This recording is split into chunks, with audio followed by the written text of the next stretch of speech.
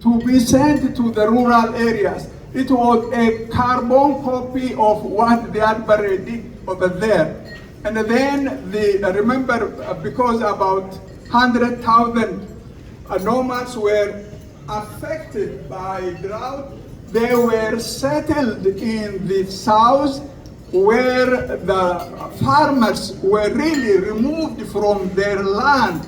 From what I read, they were removed from their land without any compensation, without any consultation. Exactly similar thing followed in Ethiopia in 1977-78.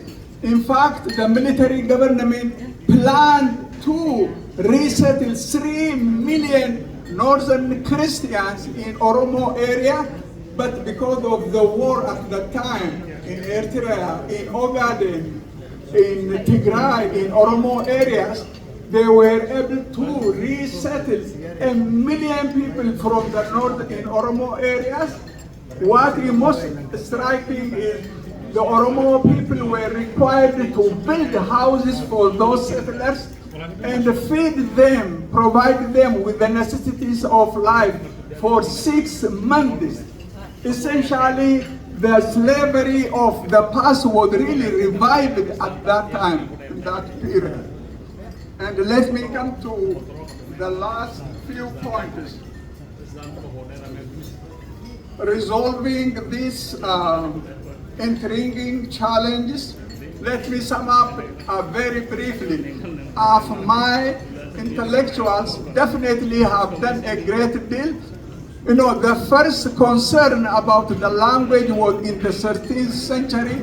I don't know anywhere in Africa, in sub-Saharan Africa, when a scholar really thinks how they will arrange for the people to understand the Quran, especially the vowel systems of Arabic to the vowel systems of my language. And that concern in the 13th century to me probably is something really extremely interesting. And there were, of course, a number of examples where my intellectuals tried to develop the language itself. And the most important one was, of course, after Latin alphabet was adopted, and that definitely, as it happened with Oromo, once Latin alphabet was adopted, actually Latin alphabet was adopted officially in 1992, it really led to development of literature in Afan Oromo, and the Latin alphabet also facilitated the development of literature in Afmai.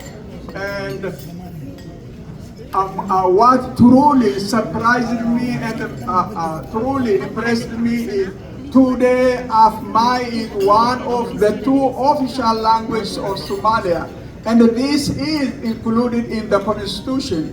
And this is really a great achievement, absolutely a great achievement.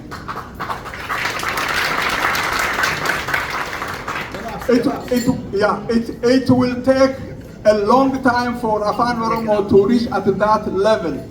And let me end by congratulating the scholars really who contributed to the development of my language. And I would like to thank you all together to celebrate this remarkable landmark in terms of developing this language. Half of the Somali population, if I'm not mistaken, speak this language, and it was this language which was suppressed, now equal to the rest of other languages in Somalia, and this in itself is an achievement, and there will be more progress in the future to come. And I am done, and thank you very much for your attention.